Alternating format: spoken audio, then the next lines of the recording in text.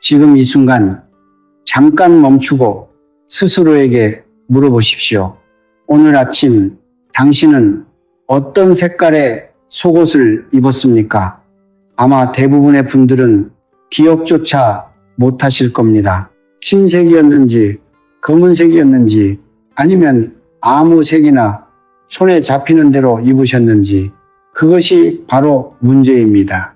우리는 평생 풍수를 공부하면서 집의 방향을 따지고 지갑의 색깔을 고르고 현관의 신발 위치를 신경 씁니다. 그런데 정작 하루 24시간 피부에 가장 가까이 닿아 있는 그 한 장의 천에 대해서는 아무도 묻지 않습니다. 아무도 가르쳐 주지 않습니다. 저는 성철 스님의 가르침을 오랫동안 묵상해 왔습니다. 스님께서는 늘 말씀하셨습니다. 보이지 않는 곳에 진실이 있고 드러나지 않는 곳에 운명이 깃든다. 저는 그 말씀을 처음 들었을 때 단순한 철학적 언어라고만 생각했습니다. 그러나 수십 년간 기운의 흐름을 관찰하면서 저는 그 말씀이 얼마나 구체적이고 실질적인 진리인지를 깨달았습니다. 속옷은 보이지 않습니다. 남들 눈에 드러나지 않습니다. 바로 그렇기 때문에 속옷이야말로 당신의 진짜 에너지장을 결정하는 가장 핵심적인 물건입니다. 여러분 솔직하게 여쭤보겠습니다. 열심히 일하는데 왜 돈이 모이지 않습니까? 분명히 수입이 있는데 왜 항상 빠듯합니까? 왜 어떤 사람은 특별한 재주도 없는 것 같은데 돈이 따라오고 어떤 사람은 밤낮 없이 일해도 빚만 늘어납니까? 많은 분들이 이 질문 앞에서 자신을 탓합니다. 운이 없다고, 팔자가 그렇다고, 타고난 것이 부족하다고 스스로를 몰아붙입니다. 하지만 저는 오늘 분명히 말씀드립니다. 그것은 당신의 잘못이 아닙니다. 그것은 에너지의 통로가 막혀 있기 때문입니다. 그리고 그 막힘의 시작은 놀랍게도 당신이 매일 아침 아무 생각 없이 입는 그 속옷 한 장에서 비롯되고 있을 수 있습니다. 특히 오늘 이 영상은 소띠분들을 위해 준비했습니다. 1949년, 1961년, 1973년, 1985년, 1997년, 2009년생, 지금 이 말씀을 듣고 계신 소띠 여러분, 이번 여름은 여러분에게 매우 중요한 전환점입니다. 왜냐하면 소띠는 음양오행상 축토, 절투, 즉 흙의 기운을 타고났는데 여름에 강렬한 화기, 호기가 그 흙의 기운과 부딪힐 때 재물이 마치 모래 위에 물처럼 스며들어 사라져버리기 때문입니다. 저는 오늘 그 흩어지는 재물의 기운을 붙잡는 방법을 알려드리려 합니다. 복잡하지 않습니다. 비용도 거의 들지 않습니다. 오직 한 가지 색깔, 단 한 장의 천으로 시작됩니다. 이 영상을 끝까지 보신 후 오늘 저녁부터 실천하신다면 이번 2026년 하반기는 반드시 달라질 것입니다. 지금부터 성철 스님의 지혜를 바탕으로 소띠의 숨은 금전운을 깨우는 비밀을 함께 풀어가겠습니다. 많은 분들이 이런 경험을 하셨을 겁니다. 봄까지만 해도 그럭저럭 버텨냈는데 여름이 되면 갑자기 예상치 못한 지출이 생기고 믿었던 거래처가 흔들리고 애써 모아둔 돈이 어디론가 사라져버리는 느낌. 그것이 단순한 우연이라고 생각하셨습니까? 아닙니다. 그것은 우연이 아닙니다. 그것은 기운의 법칙이 작동하고 있는 것입니다. 저는 오랜 세월 동안 기운의 흐름을 관찰하면서 한 가지 분명한 사실을 깨달았습니다. 소띠분들은 유독 여름철에 재물의 기운이 흔들립니다. 그리고 그 이유는 타고난 팔자의 문제도 노력이 부족해서도 아닙니다. 그것은 음양오행의 이치에서 비롯된 매우 구조적인 현상입니다. 오늘 저는 그 구조를 여러분께 명확하게 풀어드리겠습니다. 이 원리를 이해하고 나면 왜 지금까지 그토록 열심히 일했는데도 재물이 따라주지 않았는지 그 답이 비로소 보이실 겁니다. 소띠는 음양오행에서 축토, 절투에 해당합니다. 즉 본질적으로 흑투의 기운을 타고난 분들입니다. 흙의 기운이란 무엇입니까? 그것은 묵직함입니다. 안정입니다. 뿌리를 내리는 힘입니다. 손은 느리지만 묵묵히 밭을 갑니다. 쉽게 흔들리지 않고 오래 버팁니다. 그것이 소띠의 본질적인 덕목이자 하늘이 내려주신 기운입니다. 재물이란 이 묵직하고 안정적인 흙의 기운 위에서만 온전히 뿌리를 내릴 수 있습니다. 그런데 여름이 되면 어떻게 됩니까?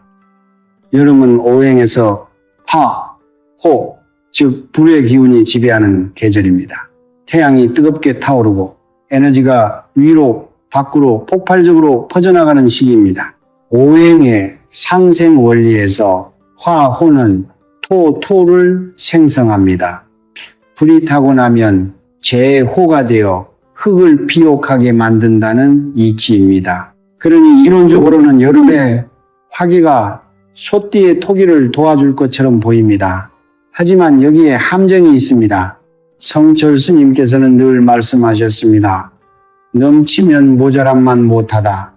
화기호의가 적당할 때는 토기를 키워줍니다. 그러나 여름처럼 화기가 극도로 강해질 때 그 불은 오히려 흙을 태워버립니다. 가마속의 흙처럼 타들어가 바짝 굳어버리거나 수분을 모두 잃고 갈라져 버리는 것입니다. 재물의 기운도 마찬가지입니다. 소띠의 토기가 여름에 과도한 화기에 눌리면 재물을 담아두는 그릇 자체가 균열이 생깁니다. 돈이 들어가도 머물지 못하고 새어나가는 것은 바로 이 때문입니다. 또한 소띠는 축월, 절외, 즉 한겨울의 기운을 품고 태어났습니다. 본래 서늘하고 음적 임도인 기운이 강한 분들입니다. 그 서늘한 기운이 여름에 뜨거운 화기와 충돌할 때 몸 안에서도 에너지의 불균형이 생기고 그 불균형은 고스란히 재물운의 혼란으로 이어집니다. 이것은 눈에 보이지 않지만 수십 년간 소띠 분들의 삶을 관찰해온 저로서는 너무나도 분명하게 느껴지는 기운의 흐름입니다. 그렇다면 어떻게 해야 합니까? 불을 끌 수는 없습니다. 여름이 오지 않게 막을 수도 없습니다. 우리가 할 수 있는 것은 단 하나, 소띠 본연의 토기를 안정시키고 보강하는 것입니다. 흔들리는 그릇을 단단하게 받쳐주는 것입니다. 그리고 그 방법이 바로 오늘 이 영상의 핵심입니다. 피부에 가장 가까이 24시간 내내 맞닿아 있는 그 한 장의 천으로 토기를 보강하는 것. 그것이 성철 스님의 가르침 속에 숨어있던 비전 미천의 시작입니다. 여러분, 지금까지 집안의 풍수만 바꾸려 하셨습니까? 이제는 몸에서부터 바꾸십시오. 가장 안쪽에서부터, 가장 조용한 곳에서부터 기운을 바로잡으십시오. 그 시작이 다음 장에서 공개될 것입니다. 지금부터 제가 드릴 말씀은 수십 년간 제가 묵상하고 관찰해온 것들 중에서도 가장 핵심적인 비밀입니다. 처음 들으시면 너무 단순해서 믿기 어려우실 수도 있습니다. 하지만 끝까지 들어보십시오. 왜냐하면 진리는 언제나 단순한 곳에 숨어 있기 때문입니다. 복잡한 것은 인간이 만든 것이고 단순한 것은 하늘이 만든 것입니다. 그 비밀은 바로 이것입니다. 이번 여름 소띠 여러분이 입어야 할 속옷의 색은 황금색 혹은 연한 노란색입니다. 딱 이것입니다. 황금색 속옷 한 장, 이것이 전부냐고 물으실 수 있습니다. 네, 이것이 시작이자 핵심입니다. 하지만 왜 하필 황금색인지 그 이유를 모르면 실천해도 효과가 절반에 그칩니다. 진정한 실천은 이해에서 비롯됩니다. 그러니 지금부터 그 깊은 이치를 함께 살펴보겠습니다. 오행에서 황금색과 노란색은 토토의 색입니다. 흙의 색, 대지의 색, 풍류의 색입니다. 오래된 농경 문화에서 황금빛 들판은 곧 수확을 의미했고 풍요와 감사의 상징이었습니다. 황제는 왜 황금색 용포를 입었습니까? 단순히 화려함 때문이 아닙니다. 황금색이 가진 토토의 기운, 즉 천하를 안정시키고 만물을 품어 기르는 기운을 몸에 두르기 위함이었습니다. 수천 년 전부터 인류는 이미 알고 있었습니다. 색깔은 단순한 시각적 요소가 아니라 에너지의 언어라는 것을. 그런데 여기서 한 가지 더 깊이 들어가겠습니다. 성철 스님의 가르침 중에 이런 말씀이 있습니다. 드러난 것은 껍데기요, 감추어진 것이 알맹이다. 저는 이 말씀을 처음 들었을 때 단순히 겸손에 대한 가르침으로 이해했습니다. 그러나 풍수의 관점에서 이 말씀을 다시 묵상했을 때 저는 전혀 다른 차원의 진실을 발견했습니다. 옛 큰 스님들의 수행 방식을 살펴보면 끝에 둘은 회색빛 혹은 갈색빛 가사자사, 안쪽에는 반드시 황색천을 두르셨습니다. 밖에서는 보이지 않습니다. 아무도 모릅니다. 그러나 스님들은 알고 계셨습니다. 피부와 맞닿는 그 안쪽의 색이 하루 종일 수행자의 기운을 결정한다는 것을, 남들 눈에 띄는 화려한 겉옷이 아니라 아무도 보지 못하는 안쪽의 색이 그 사람의 에너지장을 형성한다는 것을, 이것이 바로 비전 미천입니다. 스승에서 제자로 말이 아닌 삶으로 전해져 내려온 가르침입니다. 이제 이 원리를 여러분의 삶에 적용해 보십시오. 여러분이 오늘 아침 입은 속옷, 그것은 하루 종일 여러분의 피부에 닿아 있습니다. 걸을 때도, 일할 때도, 식사할 때도, 심지어 주무실 때도 24시간 단 한순간도 여러분의 몸을 떠나지 않습니다. 그렇다면 그 천이 품고 있는 색의 기운은 어떻게 되겠습니까? 그 기운은 24시간 내내 여러분의 몸속으로, 에너지장 속으로 스며들고 있는 것입니다. 마치 물이 스펀지에 서서히 배어드는 것처럼 색의 에너지는 조용하고 꾸준하게 여러분의 기운을 물들입니다. 만약 그 색이 소띠의 본명운인 토기 투캐를 보강하는 황금색이라면 어떻겠습니까? 하루 24시간 여러분의 몸은 끊임없이 토기를 공급받는 것입니다. 여름의 과도한 화기로 인해 균열이 생겼던 재물의 그릇이 서서히 단단하게 메워지고 복원되는 것입니다. 돈이 들어와도 머물지 못하고 새어나가던 그 구멍이 황금색의 기운으로 하나씩 막히기 시작하는 것입니다. 반대로 생각해 보십시오. 만약 소띠분들이 여름철에 검은색 속옷을 즐겨 입는다면 어떻게 됩니까? 검은색은 수의 색입니다. 물의 기운입니다. 오행에서 투는 수를 극합니다. 흙이 물을 막고 흡수하는 것처럼 토기와 수기는 서로 충돌합니다. 여름의 화기, 호가 이미 소띠의 토기를 흔들고 있는데 거기에 수기 쇠까지 더해진다면 그것은 에너지의 혼전입니다. 재물이 안정될 수가 없습니다. 모아둔 돈이 흩어지고 예상치 못한 지출이 끊이지 않으며 아무리 노력해도 재물이 손가락 사이로 빠져나가는 느낌이 드는 것은 바로 이 때문입니다. 성철 스님께서는 이렇게 말씀하셨습니다. 정성이 곧 기운이고 기운이 곧 운명이다. 황금색 속옷을 선택하는 것은 단순히 색을 고르는 행위가 아닙니다. 그것은 나의 기운을 바로잡겠다는 정성의 시작입니다. 오늘부터 내 삶의 에너지를 내가 주도하겠다는 첫 번째 선언입니다. 아무도 보지 않는 곳에서 아무도 모르게, 그러나 가장 근본적인 곳에서부터 변화를 시작하는 것. 그것이 진정한 풍수입니다. 그것이 성철 스님이 가르쳐 주신 삶의 방식입니다. 앞서 우리는 왜 소띠가 여름에 재물의 기운이 흔들리는지, 그리고 왜 황금색이 그 해답인지에 대한 큰 그림을 살펴보았습니다. 이제 저는 조금 더 깊이 들어가려 합니다. 왜냐하면 성철 스님께서 늘 강조하셨듯이 진정한 실천은 피상적인 이해가 아니라 뼛속까지 납득이 된 이해에서 비롯되기 때문입니다. 오늘 제가 말씀드릴 세 가지 이유를 온전히 이해하시고 나면 황금색 속옷을 입는 그 순간부터 여러분의 마음가짐 자체가 달라질 것입니다. 그리고 그 달라진 마음가짐이 곧 달라진 기운이 됩니다. 첫 번째 이유는 황금색이 소띠의 본명은 번명운을 직접적으로 안정시킨다는 것입니다. 소띠는 축토, 저투, 즉 흙의 기운을 본질로 합니다.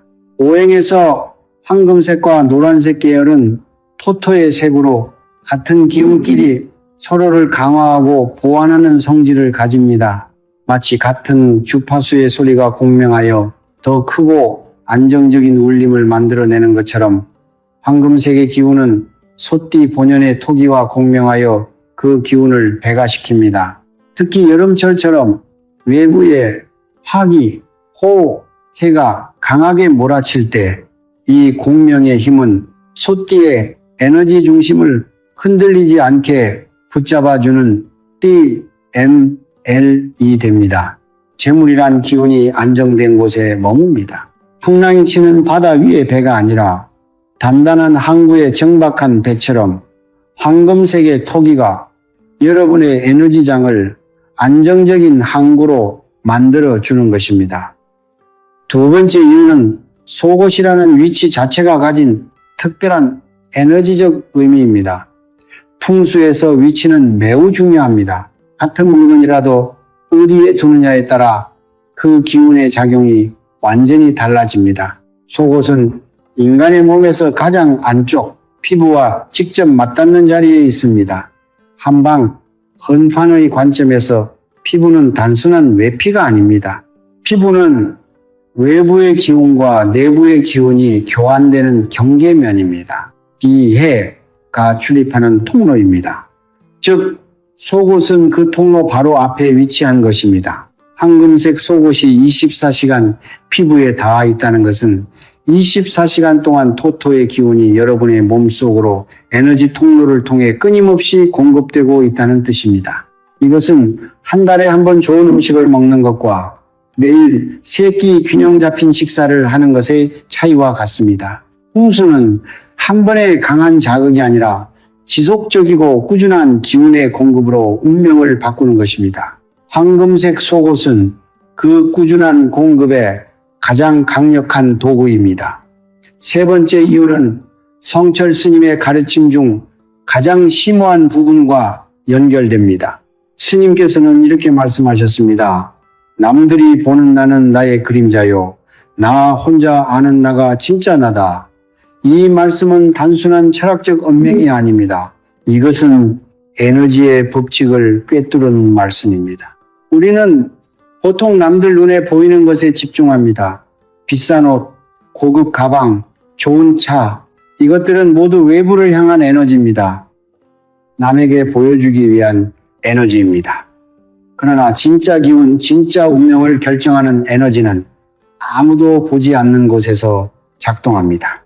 아무도 모르는 곳에서 오직 자신만이 아는 그 내밀한 공간에서 진짜 에너지장이 형성됩니다. 황금색 속옷은 남들에게 보여주는 것이 아닙니다. 오직 자신만을 위한, 자신의 에너지장을 위한 가장 은밀하고 가장 강력한 풍수 실천입니다. 그렇기 때문에 그 효과는 외부를 꾸미는 어떤 풍수보다도 깊고 지속적입니다.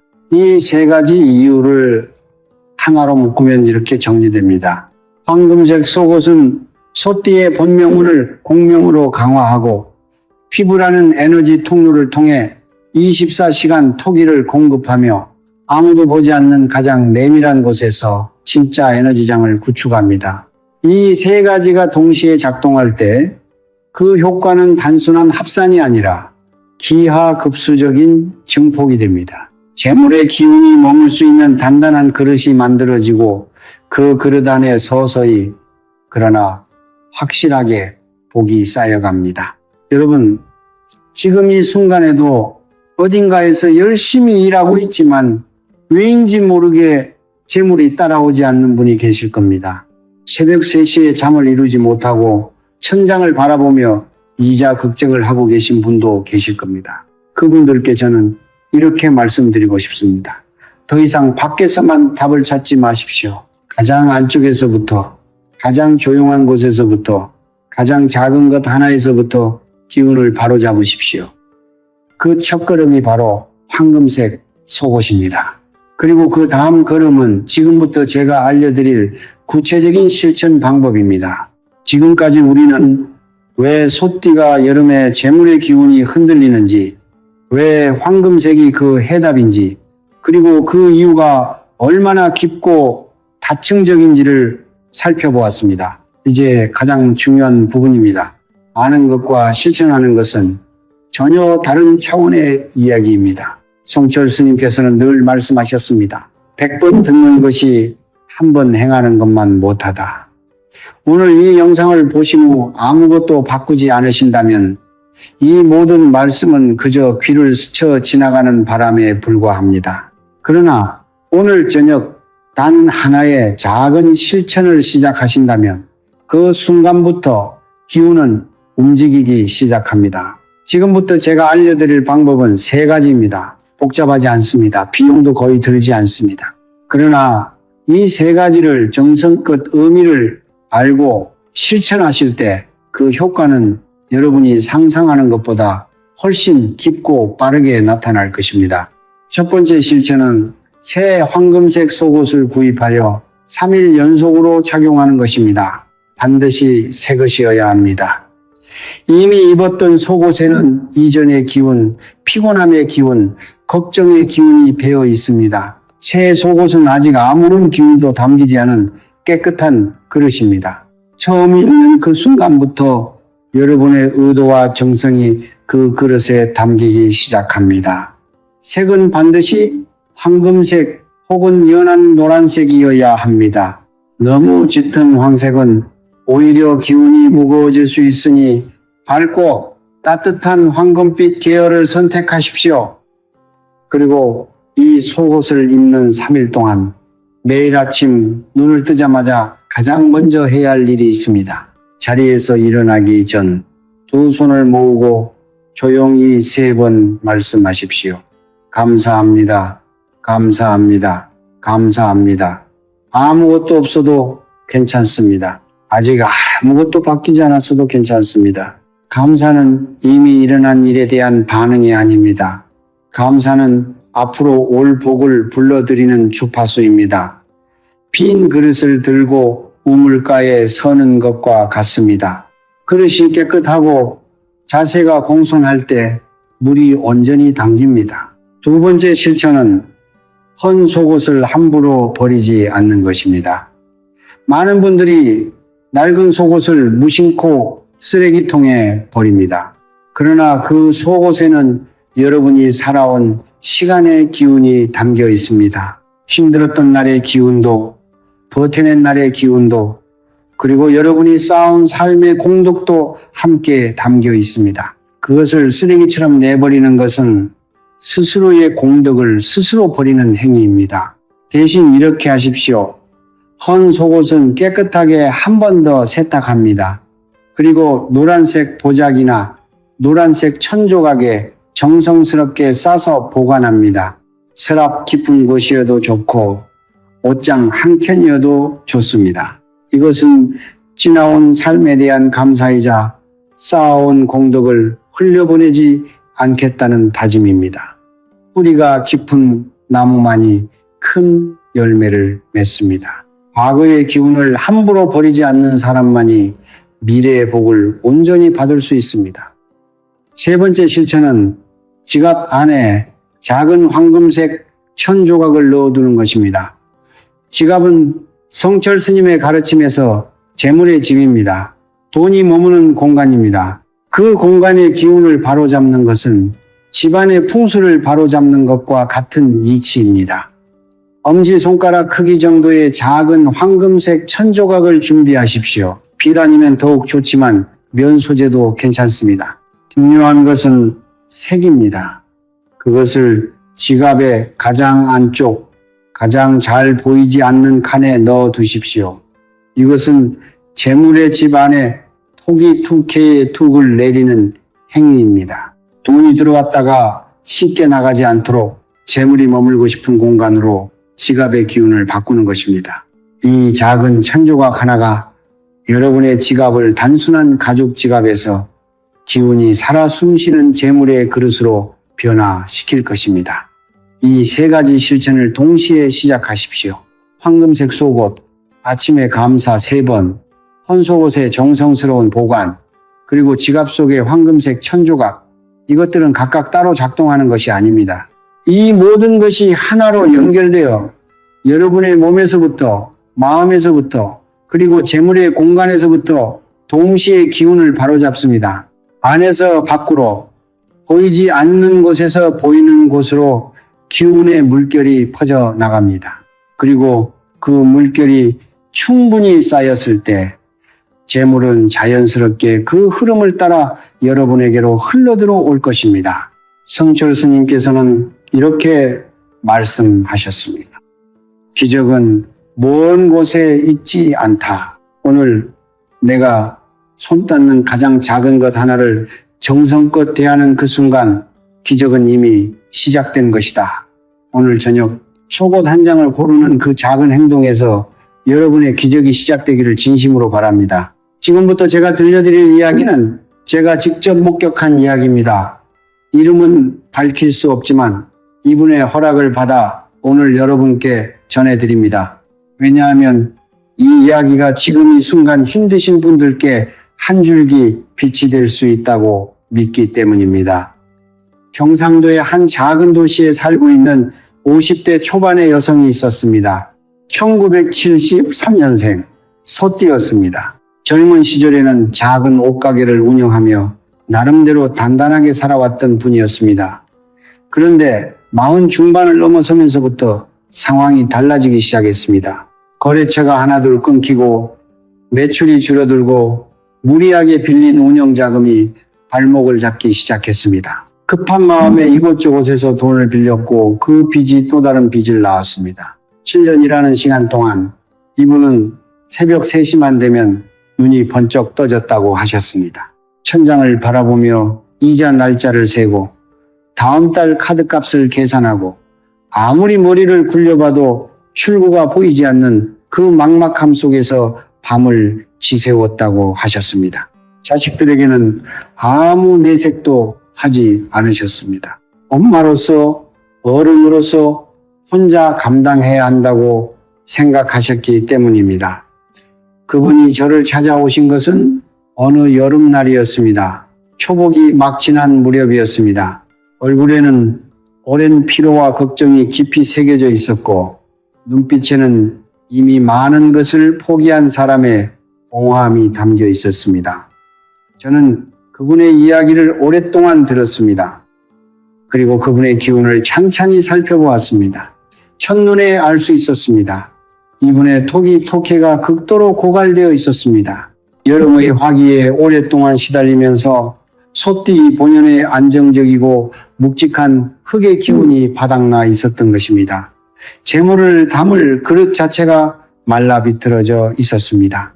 저는 거창한 것을 권하지 않았습니다. 비싼 부적도 복잡한 의식도 아니었습니다. 딱 3가지를 말씀드렸습니다. 황금색 속옷을 새로 구입하여 3일 연속 입을 것, 매일 아침 눈을 뜨자마자 감사합니다를 3번 말할 것, 그리고 지갑 안에 작은 황금색 천조각을 넣어둘 것. 그분은 처음에 반신반의하셨습니다. 솔직히 말씀드리면 그분의 눈빛에는 이렇게 단순한 것이 무슨 소용이겠냐는 회의감이 역력했습니다. 그것은 당연한 반응입니다. 7년간 온갖 방법을 다 써보고도 나아지지 않았는데 속옷 색 하나가 무엇을 바꾸겠냐고 생각하시는 것은 너무나 인간적인 반응입니다. 그러나 그분은 실천하셨습니다. 반신반의하면서도 지푸라기라도 잡는 심정으로 그날 저녁 마트에 가셔서 연한 황금색 속옷을 구입하셨습니다. 그리고 다음날 아침부터 두 손을 모으고 감사합니다를 3번 말하기 시작하셨습니다. 처음에는 감사한 것이 아무것도 없는 것 같아서 목이 메었다고 하셨습니다. 그냥 소리만 냈다고 하셨습니다. 그래도 괜찮습니다. 정성은 결과에서 시작되는 것이 아니라 행위에서 시작되는 것이기 때문입니다. 3일이 지났습니다. 그분에게서 연락이 왔습니다. 목소리가 달랐습니다. 오랫동안 연락이 끊겼던 옛 거래처에서 먼저 전화가 왔다고 하셨습니다. 작은 주문이었지만 7년 만에 처음으로 예상치 못한 곳에서 돈이 들어온 것이었습니다. 저는 그분께 말씀드렸습니다. 그것이 시작이라고, 기운이 움직이기 시작했다는 신호라고. 그로부터 21일이 지났습니다. 그분의 상황은 극적으로 바뀌지는 않았습니다. 빚이 하루아침에 사라지지는 않았습니다. 그러나 분명히 달라진 것이 있었습니다. 새벽 3시에 눈이 번쩍 뜨이는 일이 줄었다고 하셨습니다. 마음 안에 작은 여유가 생겼다고 하셨습니다. 그리고 그 여유 속에서 오랫동안 보이지 않던 기회들이 하나씩 눈에 들어오기 시작했다고 하셨습니다. 오래된 지인이 새로운 사업 제안을 해왔고 묵혀두었던 작은 땅에 예상치 못한 매수 문의가 들어왔습니다. 기운이 바뀌니 사람이 바뀌고 사람이 바뀌니 기회가 바뀌기 시작한 것입니다. 그분은 나중에 저에게 이런 말씀을 하셨습니다. 스님, 속옷이 바뀐 것이 아니라 제 마음이 바뀐 것 같습니다. 매일 아침 감사합니다를 말하면서 처음에는 억지였는데 어느 순간부터 진심이 되었습니다. 그리고 진심이 되었을 때 세상이 다르게 보이기 시작했습니다. 저는 그 말씀을 듣고 깊이 고개를 끄덕였습니다. 그것이 바로 성철 스님께서 말씀하신 것입니다. 정성이 곧 기운이고 기운이 곧 운명이라는 것. 황금색 속옷은 도구입니다. 그 도구를 통해 정성을 시작하고 그 정성이 기운을 바꾸고 그 기운이 결국 운명을 바꾸는 것입니다. 여러분 중에도 지금 이분과 비슷한 상황에 계신 분이 있을 것입니다. 열심히 살아왔는데 왜인지 모르게 재물이 따라오지 않고 노력한 만큼 보상이 돌아오지 않는 것 같아 지쳐 계신 분. 저는 그분들께 이 이야기를 전하고 싶었습니다. 변화는 거창한 곳에서 시작되지 않습니다. 오늘 저녁 속옷 한 장을 바꾸는 그 작은 결심에서 시작됩니다. 그 결심이 정성이 되고 그 정성이 기운이 되고 그 기운이 여러분의 2026년 하반기를 전혀 다른 이야기로 만들어줄 것입니다. 우리는 오늘 긴 여정을 함께 걸어왔습니다. 소띠의 축토 절투가 여름의 화기호의와 충돌하는 이치를 살펴보았고 왜 황금색이 그 균열을 메우는 열쇠인지를 깨달았으며 구체적인 실천 방법과 그 방법이 실제로 한 사람의 삶을 어떻게 바꾸었는지를 함께 보았습니다. 이제 마지막으로 이 모든 것을 하나로 꿰뚫는 진리를 말씀드리고 싶습니다. 성철 스님께서는 평생 한 가지 말씀을 반복하셨습니다. 제자들이 아무리 복잡한 질문을 드려도 스님의 대답은 언제나 같은 곳으로 돌아왔습니다. 정성이 곧 기운이고 기운이 곧 운명이다.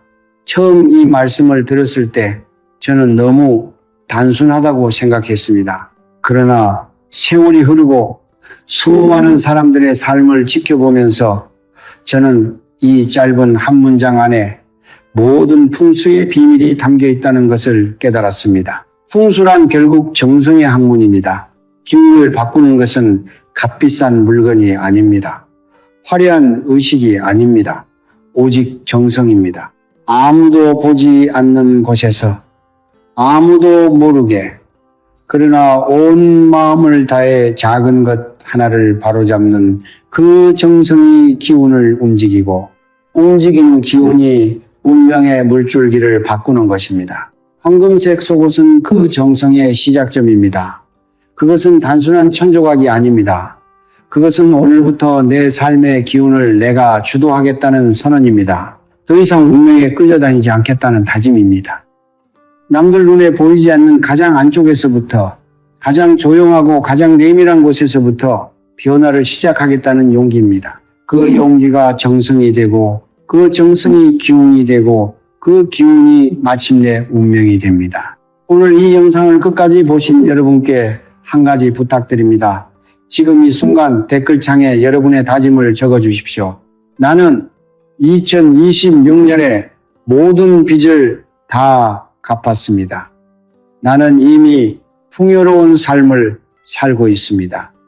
우리 가족은 건강하고 행복하며 재물이 넘칩니다. 과거형으로 이미 이루어진 것처럼 적어주십시오. 이것은 단순한 소원이 아닙니다. 이것은 미래의 기운을 현재로 당겨오는 에너지의 언어입니다. 성철 스님께서 말씀하신 진실이 먼저이고 현실이 나중에 따라온다는 가르침이 바로 이것입니다. 여러분의 다짐이 댓글창에 쌓일수록 그 공간은 수많은 사람들의 정성과 기운이 모이는 거대한 에너지장이 됩니다. 서로의 댓글에 좋아요를 눌러주십시오. 그것은 타인의 복을 함께 빌어주는 공덕의 씨앗입니다. 그 씨앗은 반드시 여러분에게도 돌아옵니다. 그리고 지금 이 순간 소띠 가족이나 지인이 떠오르신다면 이 영상을 꼭 공유해 주십시오. 재물의 기운이 막혀 힘들어하고 있는 분, 여름마다 이유 모를 재정적 어려움을 겪고 있는 분, 열심히 살고 있지만 노력한 만큼 보상이 돌아오지 않아 지쳐 있는 분, 그분들에게 이 영상이 닿을 수 있도록 도와주십시오. 좋은 것을 나누는 행위 자체가 복을 짓는 일입니다. 베풀은 결코 손해가 아닙니다. 베풀수록 더 큰 복이 여러분에게로 돌아옵니다. 이것이 우주의 법칙이고 성철 스님께서 평생 몸으로 보여주신 진리입니다. 구독 버튼을 아직 누르지 않으신 분들께 말씀드립니다. 구독은 단순히 채널을 즐겨찾기 하는 행위가 아닙니다. 이 공간에서 나누어지는 지혜와 기운의 흐름 안으로 여러분이 들어오시는 것입니다. 매주 이곳에서는 성철 스님의 가르침을 바탕으로 한 실질적인 풍수, 지혜, 기운을 바로잡는 작은 실천들, 그리고 삶의 물줄기를 바꾸는 이야기들이 계속될 것입니다. 구독과 좋아요는 여러분이 이 기운의 흐름 안에 머물겠다는 선택입니다. 그 선택 자체가 이미 복의 시작입니다. 이제 마지막으로 오늘 이 영상을 보신 모든 분들을 위해 성철 스님의 가르침으로 축복 기도를 올리겠습니다. 오늘 이 말씀을 들으신 모든 소띠 여러분, 그리고 이 자리에 함께 하신 모든 분들께 부처님의 가피가 함께 하시기를 진심으로 빕니다. 여름의 뜨거운 화기가 여러분의 재물 기운을 더 이상 흔들지 못하도록 황금빛 대지의 기운이 여러분의 몸을 감싸고 보호하기를 바랍니다. 오래된 빚의 무게가 조금씩 가벼워지고 막혀있던 재물의 통로가 서서히 열리며 예상치 못한 곳에서 기쁜 소식이 찾아오기를 기원합니다. 새벽 3시에 홀로 천장을 바라보며 눈물을 삼키셨던 그 밤들이 이제는 편안한 잠으로 채워지기를 바랍니다. 자식들이 건강하게 자라고 가정에 웃음이 넘치며 여러분이 평생 바라왔던 평온함이 이번 2026년 하반기에 반드시 찾아오기를 간절히 빕니다. 정성이 곧 기운이고 기운이 곧 운명입니다. 오늘 저녁 황금색 속옷 한 장을 준비하십시오. 내일 아침 눈을 뜨자마자 두 손을 모으고 조용히 말씀하십시오. 감사합니다. 감사합니다. 감사합니다. 그 세 마디가 여러분의 2026년 하반기를 완전히 다른 이야기로 만들어 줄 것입니다. 저는 그것을 믿습니다. 성철 스님의 가르침이 그것을 증명합니다. 그리고 오늘 이 말씀을 들으신 여러분의 정성이 반드시 그것을 현실로 만들어 줄 것입니다. 성불하십시오. 까마귀 소리가 들리거든 지금 당장 현관문을 열고 나가 보십시오. 소리가 어디서 왔는지 확인하려는 것이 아닙니다. 두려움을 확인하러 나가는 것도 아닙니다. 지금 이 순간 당신이 그 소리에 어떤 마음으로 반응하느냐에 따라 오늘 하루의 기운이 나아가 이 집안의 흐름이 완전히 달라지기 때문입니다. 까마귀는 그냥 새가 아닙니다. 예로부터 까마귀는 하늘과 땅 사이를 오가는 전령이었습니다. 그 울음소리는 단순한 새 소리가 아니라 우주가 당신에게 보내는 신호입니다. 문제는 그 신호를 어떻게 받아들이느냐입니다. 사람들은 까마귀 소리를 듣는 순간 가슴이 철렁 내려앉습니다. 오늘 무슨 일이 생기는 건 아닐까? 집안에 안 좋은 일이 오려는 신호인가? 그렇게 두려움이 먼저 밀려옵니다. 그리고 그 두려움 속에서 아무것도 하지 못한 채 그냥 하루를 불안하게 보냅니다. 저는 수십 년간 기운의 흐름을 살피며 수많은 가정을 관찰해 왔습니다. 그리고 한 가지 진실을 깨달았습니다. 까마귀 소리 자체가 불행을 가져오는 것이 아닙니다. 그 소리를 듣고 두려움에 얼어붙은 마음이 스스로 흉기를 집안으로 끌어들이는 것입니다. 성철 큰 스님께서는 이런 말씀을 하셨습니다. 두려움은 텅 빈 그릇과 같다. 그 그릇에 무엇을 담느냐는 오직 내 마음이 결정한다. 까마귀의 울음은 그 그릇을 흔들어 깨우는 소리입니다. 두려움을 담을 수도 있고 정성을 담을 수도 있습니다. 어느 쪽을 담느냐에 따라 오늘의 운명이 갈립니다. 세상 사람들은 까마귀 소리가 들리면 얼른 귀를 막고 외면하거나 소금을 뿌리고 고함을 지르며 쫓아냅니다. 하지만 그것은 신호를 끊어버리는 행위입니다. 우주가 보내는 경고를 받아들이지 않겠다는 거부의 몸짓입니다. 경고를 외면한 사람에게 다음에 찾아오는 것은 더 거센 파도입니다. 한번 떠올려 보십시오. 새벽 3시 천장을 바라보며 잠 못 이루던 밤을 통장 잔고가 바닥을 치고 이번 달 이자를 어떻게 막을지 머릿속에서 숫자들이 빙글빙글 돌던 그 밤을 그 고통이 갑자기 찾아온 것 같아도 사실은 오래전부터 집안의 기운이 조금씩 새어나가고 있었던 것입니다. 누군가는 그것을 운이 없다고 말합니다. 하지만 저는 다르게 봅니다. 기운의 길목이 막혔던 것입니다. 그리고 까마귀는 바로 그 막힌 길목 앞에서 울고 있는 것입니다. 당신에게 지금 당장 그 길목을 열라고 알려주는 것입니다. 오늘 이 영상에서 저는 여러분께 단 하나의 행을 알려드리겠습니다. 복잡한 의식도 아닙니다. 비싼 도구도 필요 없습니다. 맑은 물 한 그릇과 고요한 마음 3분이면 충분합니다. 까마귀 소리가 들린 그 순간부터 3분 안에 이것을 행하면 흩어졌던 기운이 다시 모이고 끊어졌던 재물의 흐름이 다시 열리며 오래 닫혀있던 조상님의 음덕이 이 집 안으로 흘러 들어오게 됩니다. 두려움으로 얼어붙어 있을 시간이 없습니다. 운명은 무서워하는 자의 것이 아니라 깨어있는 자의 것이기 때문입니다. 까마귀가 흉조라는 말, 여러분은 어디서 처음 들으셨습니까? 어머니에게서 아니면 할머니의 할머니로부터 이어져 내려온 이야기 속에서였습니까? 우리는 태어나면서부터 까마귀는 나쁜 새라는 말을 귀에 못이 박히도록 들어왔습니다. 장례식 날 까마귀가 울면 또 곧 죽을 사람이 생긴다고 했고 새벽에 까마귀 소리가 들리면 그날 하루 종일 조심해야 한다고 했습니다.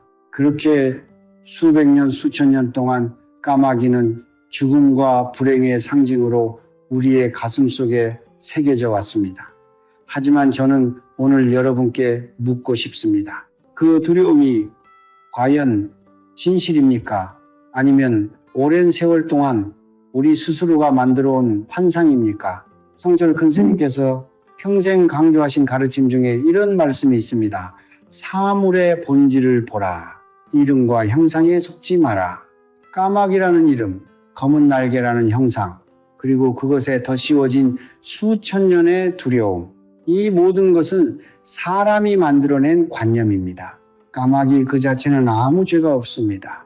까마귀는 다만 하늘과 땅의 경계에서 기운의 변화를 가장 먼저 감지하는 영적 감수성이 높은 존재일 뿐입니다. 동양의 고전에서 까마귀는 태양 속에 사는 신성한 새였습니다.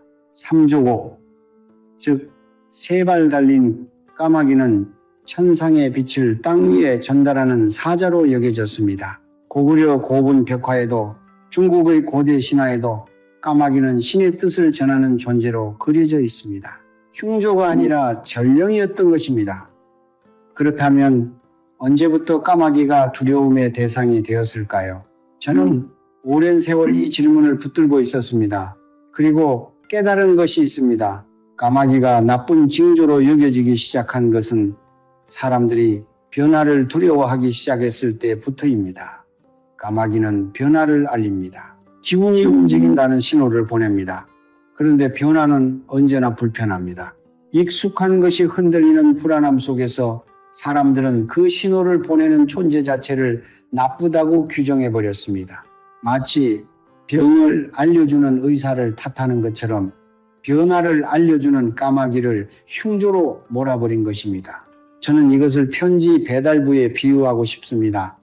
까마귀는 편지를 들고 온 배달부입니다. 그 편지 안에 무엇이 담겨 있느냐는 배달부가 결정하는 것이 아닙니다. 편지를 받는 당신의 마음이 결정합니다. 두려움으로 봉투를 찢어버리는 사람에게는 그 편지가 저주가 되고, 고요한 마음으로 봉투를 열어 읽는 사람에게는 그것이 경고이자 기회가 됩니다. 까마귀의 울음을 듣고 얼어붙는 순간 우리는 이미 그 편지를 읽지 않고 불태워버리는 선택을 한 것입니다. 배달부를 욕하고 문을 닫아버린 것입니다.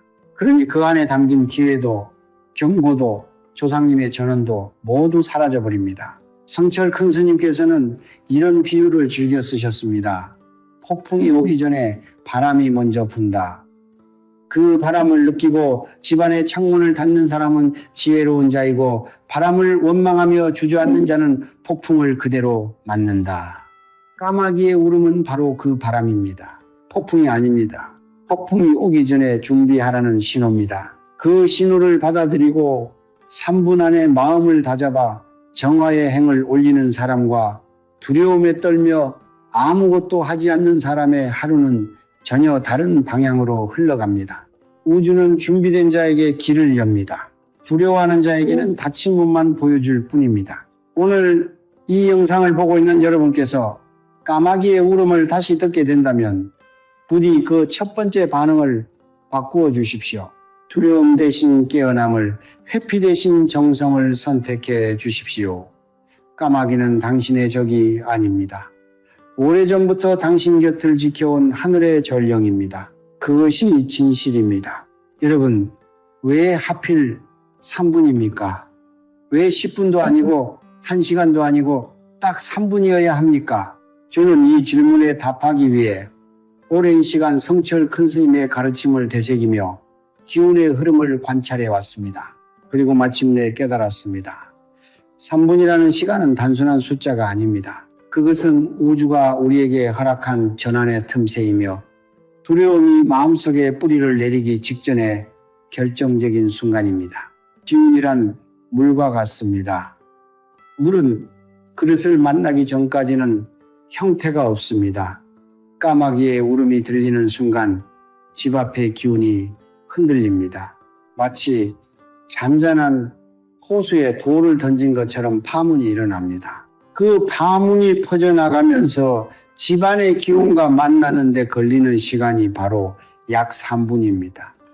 이 3분 동안 흩어진 기운은 아직 어느 방향으로도 굳어지지 않은 상태입니다. 마치 아직 굳지 않은 시멘트처럼 이 순간에 어떤 손길을 얻느냐에 따라 그 형태가 완전히 달라집니다. 정성의 손길을 얹으면 복의 형태로 굳고, 두려움의 손길을 얹으면 흉의 형태로 굳습니다. 3분이 지나면은 그 시멘트는 굳어버립니다. 다시 바꾸는 것이 훨씬 더 어려워집니다. 성철 큰 스님께서는 평생 동안 찰나의 마음을 강조하셨습니다. 한 생각이 일어나는 그 순간이 천겁의 업을 짓는다. 이 말씀의 깊이를 저는 기운의 세계에서 직접 목격했습니다. 두려운 생각이 처음 일어나는 그 찰나, 그것을 붙잡지 않고 흘려보내는 사람과 그것을 붙잡고 증폭시키는 사람은 불과 3분 만에 전혀 다른 기운의 장 안에 놓이게 됩니다. 한 사람은 기운의 문이 열린 공간에 서 있고, 다른 한 사람은 이미 스스로 문을 닫아버린 공간에 갇혀 있습니다. 겉으로 보면 똑같이 까마귀 소리를 들은 두 사람이지만 3분 후의 현실은 전혀 다른 방향을 향하고 있는 것입니다. 제가 수십 년간 관찰해온 가정들 중에 대대로 재물이 끊이지 않는 집들이 있었습니다. 그 집들의 공통점을 찾으려고 오랫동안 살폈습니다. 풍수가 좋아서만은 아니었습니다. 재물이 많아서만도 아니었습니다. 그 집의 어른들은 어떤 신호가 왔을 때 반드시 즉각적으로 반응했습니다. 까마귀가 울면 어머니는 조용히 부엌으로 가서 맑은 물을 떠왔습니다. 바람이 갑자기 거세지면 할머니는 잠시 눈을 감고 숨을 고르셨습니다. 그 행동들이 미신처럼 보였지만 사실은 기운이 흔들리는 그 짧은 순간을 정성으로 붙잡는 지혜였습니다. 그분들은 본능적으로 알고 계셨던 것입니다. 3분 안에 움직여야 한다는 것을 반대로 생각해 보십시오. 두려움은 시간이 지날수록 강해집니다. 처음 까마귀 소리를 들었을 때의 그 서늘함은 1분이 지나면 불안이 되고 3분이 지나면 확신이 됩니다. 오늘 분명히 안 좋은 일이 생길 것이다 라는 확신. 그리고 그 확신은 실제로 현실을 그 방향으로 끌어당기기 시작합니다. 이것이 바로 기운의 무서운 법칙입니다. 마음이 향하는 곳으로 기운이 따라가고 기운이 흐르는 곳으로 현실이 만들어집니다. 두려움이 3분 안에 뿌리를 내리기 전에 끊어내지 않으면 그 두려움은 오늘 하루를 넘어 이 집 안에 기운 전체를 물들이기 시작합니다. 그래서 3분입니다. 3분은 두려움이 확신이 되기 전에 마지막 기회입니다. 3분은 흉이 복으로 전환될 수 있는 우주의 마지막 창문입니다. 그 창문은 누구에게나 공평하게 열립니다. 가진 것이 많은 사람에게도 빚더미에 앉아있는 사람에게도 똑같이 열립니다. 문제는 그 창문이 열려있는 3분 동안 무엇을 하느냐입니다. 아무것도 하지 않으면 창문은 닫힙니다. 정성을 다해 행을 올리면 창문 너머로 빛이 들어옵니다. 다음 장에서 저는 그 3분 동안 정확히 무엇을 어떻게 해야 하는지 그 구체적인 정화의 행을 낱낱이 알려드리겠습니다. 준비가 되셨습니까? 지금 바로 부엌으로 가십시오. 찬장에서 가장 깨끗한 그릇을 하나 꺼내십시오. 오래된 것이어도 괜찮습니다. 비싼 것이 아니어도 괜찮습니다. 다만 흠집이 없고 금이 가지 않은 온전한 그릇이어야 합니다. 그리고 그 그릇에 수돗물이 아닌 가장 맑은 물을 가득 채우십시오. 정수된 물이면 더욱 좋습니다. 이것이 정부입니다. 이 단순한 행동 하나가 오늘 여러분의 집안에 흐르는 기운의 방향을 완전히 바꾸어 놓을 것입니다. 물은 이 세상에서 가장 오래된 정화의 매개입니다. 불교에서도 도교에서도 그리고 우리 조상들의 삶 속에서도 물은 언제나 첫 번째 공양이었습니다.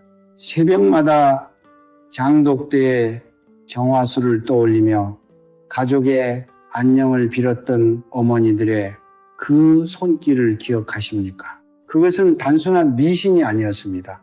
물이 가진 고유한 성질, 즉 음유하고 흐르며 모든 것을 받아들이는 그 성질이 흩어진 기운을 거두고 탁한 애군을 흡수하는 데 가장 적합한 도구이기 때문입니다. 성철 큰 스님께서도 말씀하셨습니다. 물은 다투지 않는다. 그러나 결국 모든 것을 씻어낸다. 물은 소리를 지르지 않습니다. 힘으로 밀어붙이지 않습니다. 그러나 오랜 시간 흐르며 바위도 깎아냅니다. 까마귀의 울음으로 흔들린 기운을 잠재우는데 물만한 것이 없는 이유가 바로 여기에 있습니다. 이제 그릇에 물을 채웠다면 현관으로 나가십시오. 현관은 집 안으로 기운이 들어오는 첫 번째 관문입니다. 풍수에서 현관은 입과 같습니다. 좋은 음식이 입을 통해 몸 안으로 들어오듯 좋은 기운은 현관을 통해 집 안으로 들어옵니다. 그리고 나쁜 기운 역시 현관을 통해 가장 먼저 침투합니다. 그 현관 한쪽에 물그릇을 조용히 내려놓으십시오. 문 바로 안쪽, 신발장 옆이면 충분합니다. 너무 깊은 안쪽도 아니고 문 밖도 아닌 딱 그 경계의 자리입니다.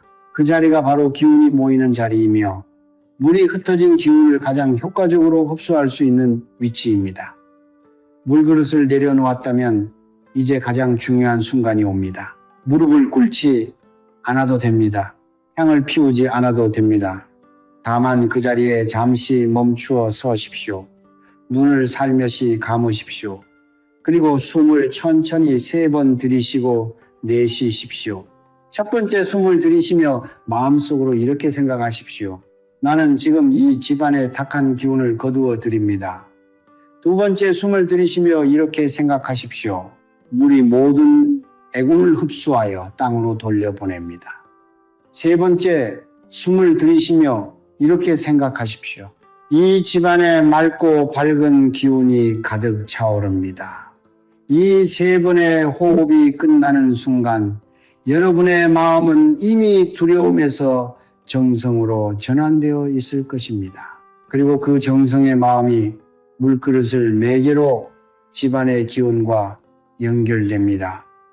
그 물그릇은 최소한 1시간, 가능하다면 3시간 동안 그 자리에 두십시오. 그동안 물은 조용히 제 역할을 합니다. 눈에 보이지 않는 탁기와 애군을 천천히 흡수합니다. 흔들렸던 기운의 파문을 잠재웁니다. 끊어졌던 집안의 기운의 흐름을 다시 이어줍니다.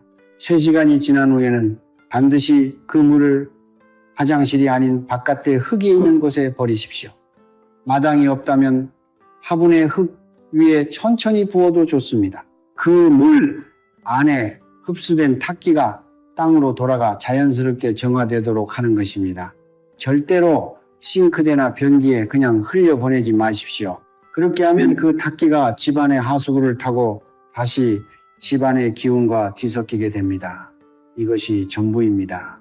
맑은 물 한 그릇, 온전한 그릇 하나, 그리고 3번의 깊은 호흡, 돈이 들지 않습니다. 특별한 도구가 필요하지 않습니다.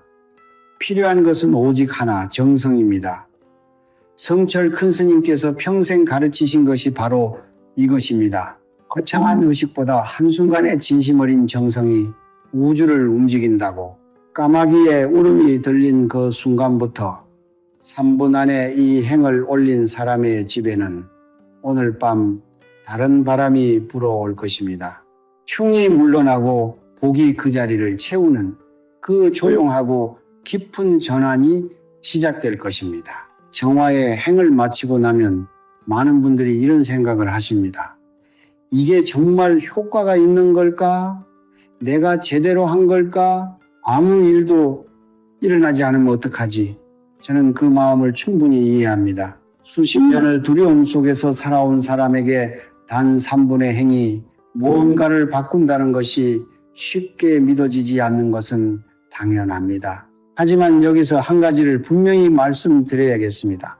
정화의 행이 끝난 직후에 객대긴 변화를 기대하는 마음 자체가 또 다른 집착입니다.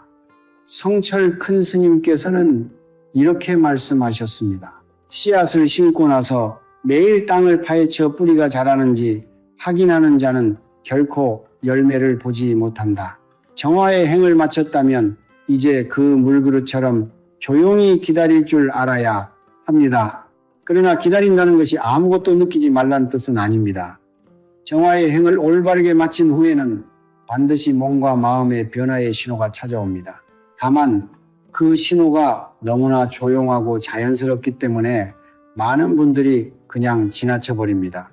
첫 번째 신호는 몸의 가벼움입니다. 행을 마친 직후 어깨가 한결 가벼워지는 느낌, 숨쉬기가 조금 더 편해지는 느낌이 든다면 그것은 집안의 탁기가 물그릇으로 흡수되기 시작했다는 신호입니다. 두 번째 신호는 그날 밤의 수면입니다. 평소보다 잠이 깊이 들거나 오랫동안 꾸지 않던 꿈을 꾸게 된다면 주의 깊게 살펴보십시오. 특히 돌아가신 조상님이나 가족이 꿈에 나타나 무언가를 건네거나 미소 짓는 꿈은 음덕이 열리기 시작했다는 매우 강한 신호입니다. 조상님의 복기란 무엇입니까? 많은 분들이 조상 복덕을 신비롭고 먼 이야기로 생각하십니다. 하지만 저는 다르게 설명합니다. 조상님의 복기란 오랜 세월 동안 선조들이 쌓아온 선행과 덕의 에너지가 혈맥을 통해 후손에게 흘러내려오는 살아있는 흐름입니다. 그 흐름은 언제나 존재합니다. 다만 집안의 기운이 탁해지고 두려움과 부정적인 감정이 쌓이면 그 흐름이 막힙니다. 마치 수도관에 녹이 슬어 물이 제대로 흐르지 못하는 것처럼 정화의 행은 그 수도관을 청소하는 행위입니다. 관이 뚫리면 오랫동안 막혀있던 조상님의 복기가 다시 흐르기 시작합니다. 처음에는 작은 물줄기처럼, 그러다 시간이 지나면서 점점 넓고 깊은 흐름이 됩니다. 그 흐름이 현실에서 나타나는 방식은 사람마다 다릅니다. 어떤 분은 오랫동안 막혀있던 사업의 거래가 갑자기 풀리는 형태로 나타납니다. 어떤 분은 오래 연락이 끊겼던 귀인이 불쑥 전화를 걸어오는 형태로 나타납니다. 어떤 분은 예상치 못했던 곳에서 돈이 들어오거나 오랫동안 해결되지 않던 빚의 실마리가 보이기 시작하는 형태로 나타납니다. 저는 이 영상을 보시는 많은 분들 중에 지금 이 순간 재물의 흐름이 완전히 막혀 있다고 느끼시는 분들이 계신다는 것을 압니다. 몇 달째 수입이 없거나 빚이 빚을 낳는 악순환 속에 있거나 아무리 열심히 일해도 통장에 돈이 남지 않는 그 고통을 저는 결코 가볍게 보지 않습니다. 그 고통은 여러분의 게으름이나 능력 부족 때문이 아닙니다. 기운의 통로가 막혀 있기 때문입니다. 그리고 그 통로는 반드시 다시 열릴 수 있습니다.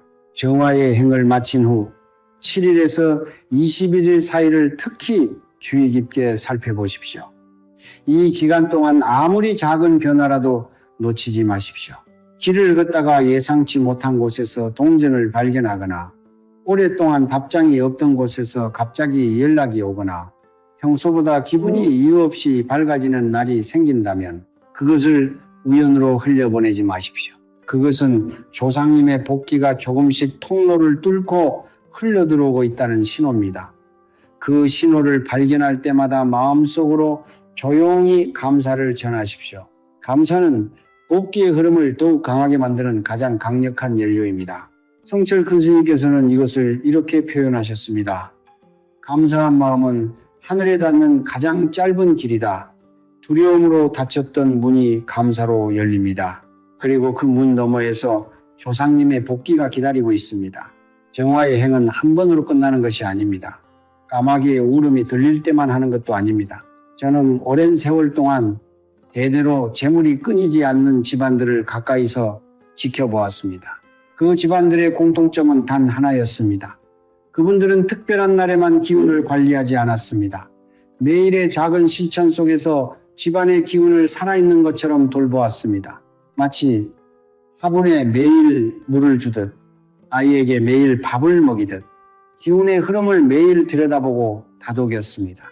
그것이 그 집안들이 세대를 넘어 번영을 이어온 진짜 비결이었습니다. 가장 먼저 현관을 살피십시오. 현관은 집의 입입니다. 입이 막히면 몸 전체가 병들듯 현관이 막히면 집 안 전체의 기운이 흐르지 못합니다. 매일 아침 현관 앞을 깨끗이 쓸고 닦으십시오.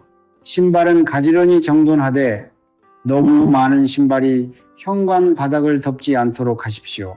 신발이 어지럽게 쌓여있는 현관은 기운이 들어오다가 막혀버리는 형상입니다. 들어오려는 복이 어지러운 신발 더미에 걸려 되돌아가는 것입니다. 또한 현관의 조명이 어둡지 않도록 항상 밝게 유지하십시오. 빛은 기운을 활성화시키는 가장 기본적인 도구입니다. 어두운 현관은 복을 불러들이는 힘이 없습니다. 밝은 현관은 그 자체로 좋은 기운을 끌어당기는 자석이 됩니다. 다음으로 집안의 물의 흐름을 점검하십시오. 풍수에서 물은 재물을 상징합니다. 집안에서 물이 막히거나 새는 곳이 있다면 그것은 재물이 새어나가는 통로입니다. 수도꼭지에서 물이 조금씩 떨어지는 것을 오랫동안 방치해 두신 분이 계십니까? 화장실 배수구에서 냄새가 올라오는데 그냥 두고 계신 분이 계십니까? 그것들은 단순한 집수리 문제가 아닙니다. 재물의 기운이 조금씩 새어나가고 있다는 신호입니다. 오늘 당장 점검하십시오. 막힌 곳은 뚫고 새는 곳은 막으십시오. 그것만으로도 집안의 재물 기운이 눈에 띄게 달라지기 시작합니다. 그리고 앞서 알려드린 맑은 물 한 그릇은 매주 한 번씩 새 물로 바꾸어 현관에 잠시 두는 습관을 들이십시오. 까마귀가 울지 않는 평범한 날에도 이 작은 행위 집안의 기운을 꾸준히 맑게 유지해 줍니다. 이제 까마귀 소리를 들은 후 절대로 해서는 안 되는 3가지를 말씀드리겠습니다. 첫째, 소리를 지르거나 고함을 치며 까마귀를 쫓지 마십시오. 놀란 마음에서 나오는 고함 소리는 그 자체로 집 안의 기운을 크게 흔들어 놓습니다. 까마귀를 향해 화를 내는 것은 신호를 보내온 하늘의 전령에게 돌을 던지는 행위입니다. 그 순간 우주와의 연결이 끊어집니다. 둘째, 오늘 재수 없다. 뭔가 나쁜 일이 생길 것 같다. 는 말을 입 밖으로 내지 마십시오. 말은 기운을 굳히는 힘이 있습니다. 두려움을 말로 표현하는 순간 그 두려움은 현실의 기운 안에 박혀버립니다. 성철 큰 스님께서는 말은 씨가 된다고 하셨습니다. 부정의 씨앗을 스스로 입으로 심지 마십시오. 셋째, 소금을 무작정 집 안 곳곳에 뿌리지 마십시오. 소금은 강한 정화의 도구이지만 올바르게 쓰이지 않으면 오히려 기운을 지나치게 응축시켜 흐름 자체를 막아버립니다. 소금은 문지방 바깥에 조금 두는 것으로 충분합니다. 집 안 전체에 뿌리는 것은 오히려 독이 됩니다. 마지막으로 가장 중요한 일상의 실천을 말씀드리겠습니다. 매일 아침 눈을 뜨면 오늘 하루 살아있음에 감사하는 마음을 단 한 번만 내십시오. 거창한 기도가 아니어도 됩니다. 오늘도 숨을 쉬고 있습니다. 감사합니다. 이 한마디면 충분합니다. 감사의 마음은 집안의 기운을 밝히는 가장 강력한 등불입니다. 두려움과 걱정으로 하루를 시작하는 집과 감사로 하루를 시작하는 집은 일주일이 지나면 기운의 밀도가 완전히 달라져 있습니다. 한 달이 지나면 그 차이는 현실에서 눈에 보이는 형태로 나타나기 시작합니다. 재물의 흐름이 달라지고 사람의 인연이 달라지고 집안의 분위기 자체가 달라집니다. 까마귀의 울음은 그 시작을 알리는 신호였을 뿐입니다. 진짜 변화는 매일의 작은 정성이 쌓여 만들어지는 것입니다. 그 정성의 힘을 절대로 과소평가하지 마십시오. 오늘 이 영상을 끝까지 보아주신 여러분께 깊은 감사를 드립니다. 여러분이 이 영상을 클릭한 것은 우연이 아닙니다. 까마귀의 울음이 여러분을 이곳으로 이끈 것도 아닙니다. 여러분 안에 이미 변화를 원하는 마음이 있었기 때문입니다. 그 마음이 오늘 이 자리까지 여러분을 데려온 것입니다. 저는 그 마음을 가장 소중하게 여깁니다. 변화를 원하는 마음, 그것이 바로 모든 기적의 시작이기 때문입니다. 오늘 우리가 함께 걸어온 길을 잠시 되돌아보겠습니다. 까마귀의 울음은 흉조가 아니라 하늘이 보내는 전령의 소리였습니다. 그 소리를 듣는 순간 3분이라는 황금의 시간이 열립니다. 두려움이 뿌리를 내리기 전, 흉이 굳어지기 전에 그 결정적인 순간에 맑은 물 한 그릇을 현관에 올리고 3번의 깊은 호흡으로 마음을 다잡는 것. 그 단순하고 조용한 행 하나가 집안의 기운을 전환시키고 오랫동안 막혀있던 조상님의 복기를 다시 흐르게 하며 끊어졌던 재물의 통로를 열어줍니다. 그리고 그 행을 하루의 감사와 매일의 작은 정성으로 이어갈 때 변화는 현실 속에서 눈에 보이는 형태로 나타나기 시작합니다. 이것이 오늘 제가 여러분께 전하고 싶었던 전부입니다. 성철 큰 스님께서 평생 동안 가르치신 것의 핵심은 이것이었습니다. 운명은 하늘이 정해주는 것이 아니다. 이 순간 네 마음이 어디를 향하느냐가 운명을 만든다. 까마귀 소리를 듣고 두려움으로 얼어붙는 마음은 흉을 향해 문을 열어주는 마음입니다. 까마귀 소리를 듣고 조용히 일어나 맑은 물을 뜨는 마음은 복을 향해 문을 열어주는 마음입니다. 같은 소리를 들어도 어떤 마음으로 반응하느냐에 따라 오늘 하루가, 이번 달이, 올해 전체가 전혀 다른 방향으로 흘러갑니다. 운명은 두려워하는 자의 것이 아닙니다. 깨어있는 자의 것입니다. 정성을 다하는 자의 것입니다. 그리고 오늘 이 영상을 끝까지 보신 여러분은 이미 그 깨어있음의 첫걸음을 내디드셨습니다. 지금 이 순간 저는 이 영상을 보고 계신 모든 분들을 위해 마음 깊이 기원을 올립니다. 오랫동안 빚의 무게에 짓눌려 오신 분들, 아무리 이래도 통장이 바닥을 치는 고통 속에 계신 분들, 사업이 막혀 앞이 보이지 않는 어둠 속에 서 계신 분들, 자식 걱정에 밤잠을 이루지 못하시는 부모님들, 그 모든 분들의 집안에 오늘부터 맑은 기운이 깃들기를 바랍니다. 오랫동안 닫혀있던 재물의 문이 하나씩 열리기를 바랍니다. 조상님의 음덕이 구름 거치듯 환하게 내려오기를 바랍니다. 가족 모두가 건강하고 자식들이 뜻한 바를 이루며 이 집안의 웃음이 끊이지 않기를 두 손 모아 기원합니다. 이 영상이 오늘 여러분의 마음에 작은 씨앗 하나를 심었기를 바랍니다. 그 씨앗은 두려움을 정성으로 바꾸는 씨앗입니다. 흉을 복으로 전환하는 씨앗입니다.